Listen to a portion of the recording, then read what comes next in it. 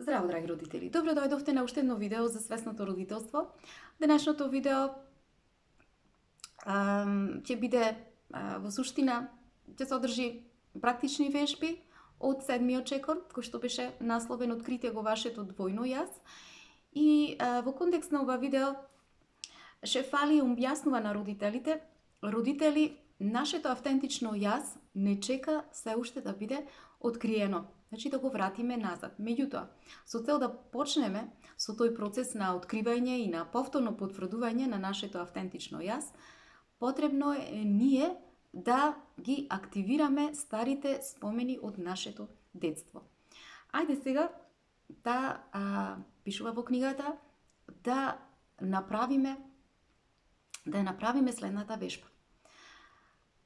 Прво, да ги советува родителите, најдете некое место во вашиот дом кое што ќе представува некое удобно каче за вас, каде што ќе бидете исполнети со мир.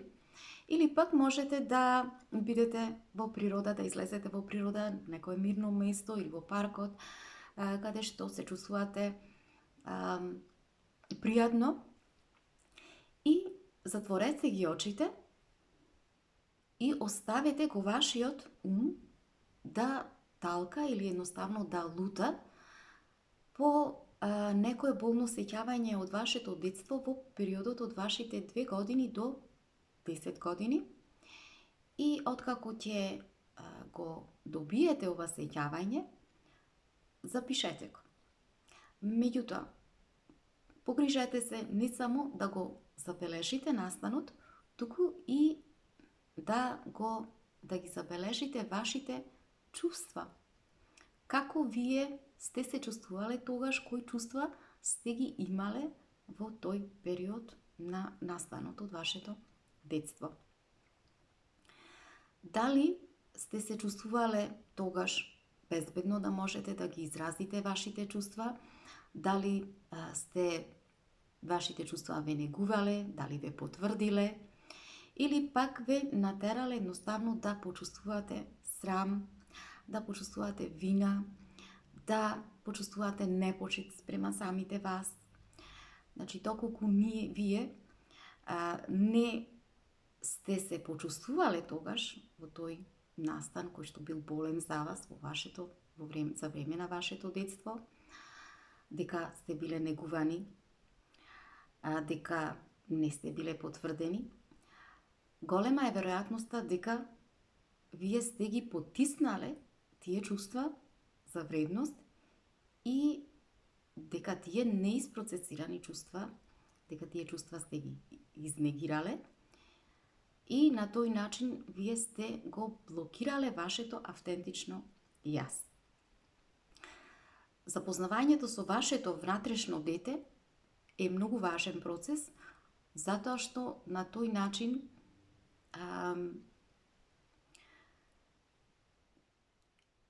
представува тоа еден најбитен чекор кон патот на нашето родителско самозајакнување.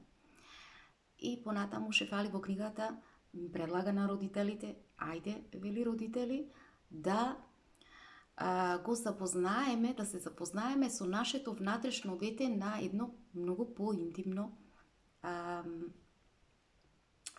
место, и тоа преку наредната вежба. Сега, на тоа кога сте поврзани со вашето внатрешно дете, со тој настан, сеќавањето, тој болен настан, можеби ќе сакате да му дадете име или боја на тоа ваше внатрешно дете, или пак ќе сакате да го нацртате како се чувствува вашето внатрешно дете.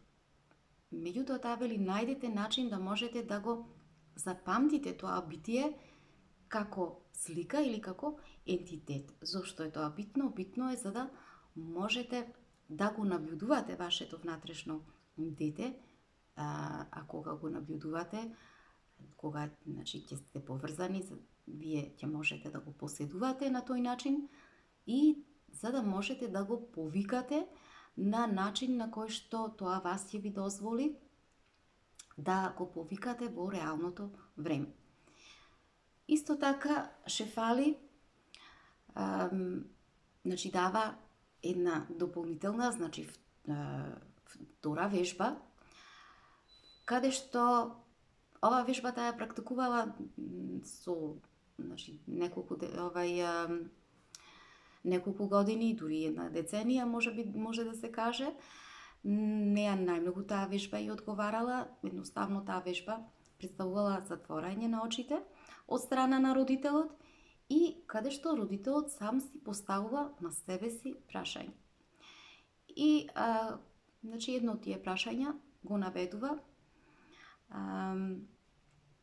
значи прво родителот додека му се затворени очите да ја ставите раката на вашето срце, десната рака, и едноставно за да можете многу полесно да се поврзете со вашите чувства, кои што ги чувствувате во тој момент кога ќе си го поставите тоа прашање, затоа што знаеме дека нашето срце на некој начин е поврзано со она што ние сме. Значи чистотата е тука кога сме дојдени на овој свет и на некој начин ние сме поврзани со Бог преку нашето срце, со частичките од Бог од кои што ние сме создадени, а нашите раце представуваат еден вид на екстензија на тие частички на нашиот Бог во нас. И токму поради тоа, на овој начин таа вели поставете си го прашањето: какво е моето чувство внатрешно во овој момент? Што чувствувам? Дали имам страв во себе? Значи вашите очи да бидат затворени во тој момент. Дали чувствувам страв или чувствувам мир?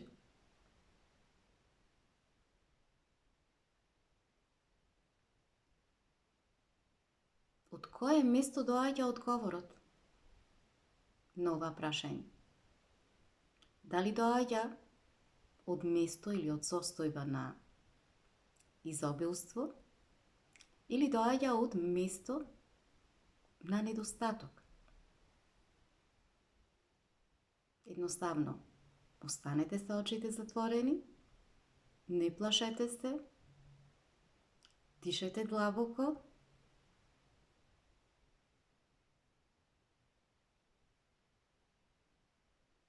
при тоа, но смирено, и дозволете си вашите одговори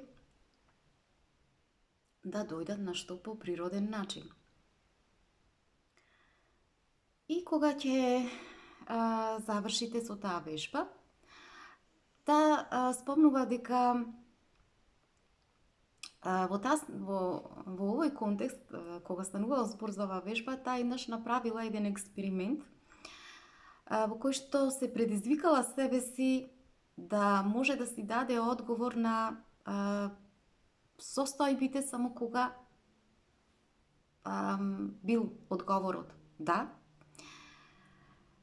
за да може да остане смирена, да биде во состојба на изобилство, и доколку одговорот бил не, таа едноставно избирала да не превзема никакви акции.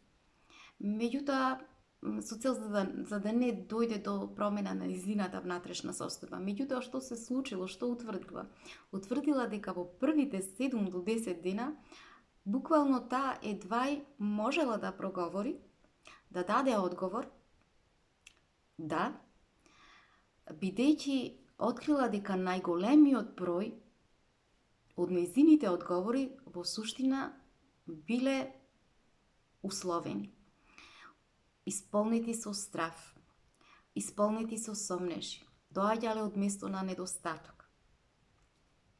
И токму поради тоа таа ги советува родителите, им вели: запомнете, родители, секој пат кога вие ќе сте поврзани со вашето внатрешно дете, ќе се обидувате да се поврзете, најверојатно е дека ќе го активирате вашето его, затоа што тоа ќе настојува да ги компензира стравовите и несигурностите на внатрешното дете.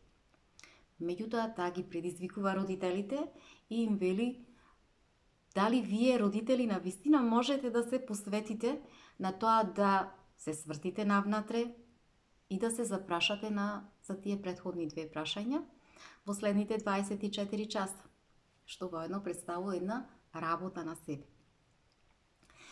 И меѓутоа, доколку тоа тешко ви оди, таа дава 4 дополнителни прашања кои што едноставно ќе можат да ви помогнат да се поврзете, да стапите во контакт со вашето внатрешно дете.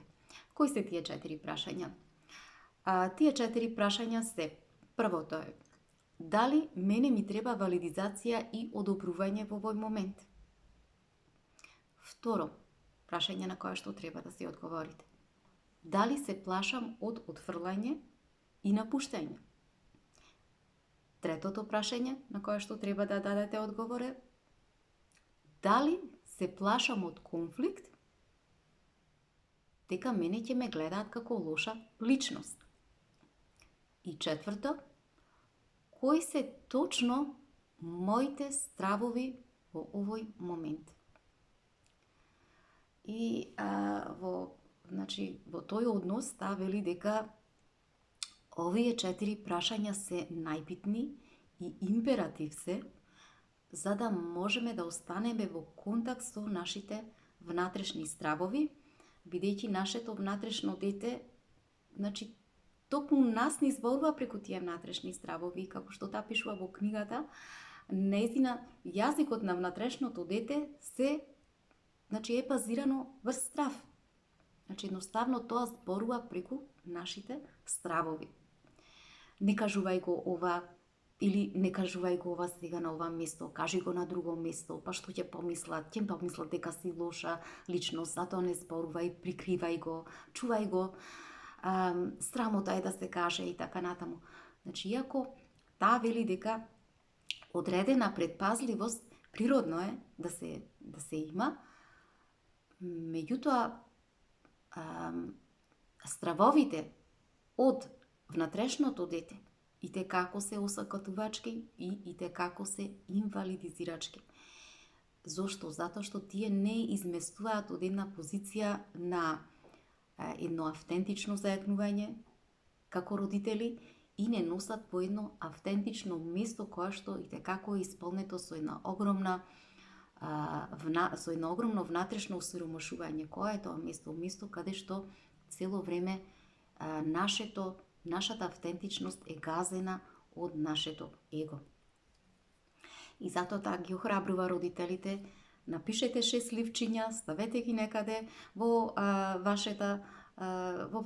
вашиот дом, на место каде што видни места, каде што можете да ги забележите, и додека се прилагодувате на вашето внатрешно дете, на вашиот внатрешен глас, едноставно можеби ќе се изненадите самите себе си од она што ќе го откриете за себе. Можеби до толку ќе се најдите како да сте изненадени од начинот на кој што недостатокот и стравот проникнале во вашите верувања, проникнале во вашите одговори.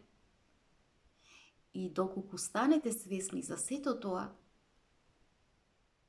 станете свесни за оваа состојба во која што се наоѓате, не паничете. Едноставно стапувајте, останете во контакт со гласот внатрешен и потребите на вашето внатрешно дете. Иако таа вели е навистина тешко тоа да се обрне внимание, да може да се слушнат тие внатрешни шепоти кои што се многу длабоко закопани, и како се длабоко закопани во нас, затоа што се потиснати уште во време на нашето детство, до толку се закопани што често пати ние сме во една голема разделеност со нашето внатрешно дете, со тие наши внатрешни стравови внатре во него. Меѓутоа таа вели со оглед на таа потешкотија, Постои еден многу полесен начин, родители, за почеток да можете да тргнете по патот на родителското исцелување од тие ваши стравови од внатрешното дете, а тоа е прво да ги следите вашите реакции, родителски реакции, да го следите нивото на вашето родителско его. Сега родителите ја прашувале зошто велите дека, зборувате дека е полесно тоа место за почеток.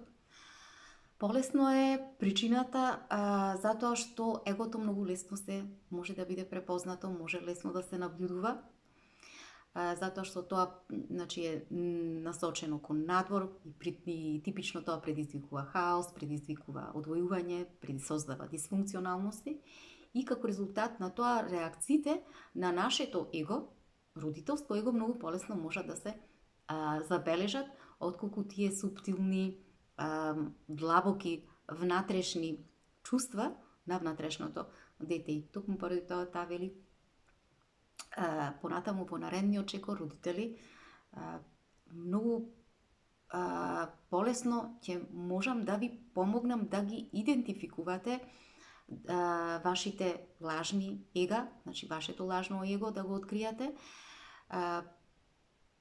и преку начините на кои што тоа создава кај вас конфликт со вашите деца и за да можете да станете свесни за тоа нешто со цел да можете понатаму да ги прекинете тие дисфункционални образци кои што цело време сте ги создавале во односот со вашето деца и кои што ги направиле тие неадекватни промени во односот со вашите деца. Драги мои, тоа би било се за ова видео. Имајте убав ден, се гледаме.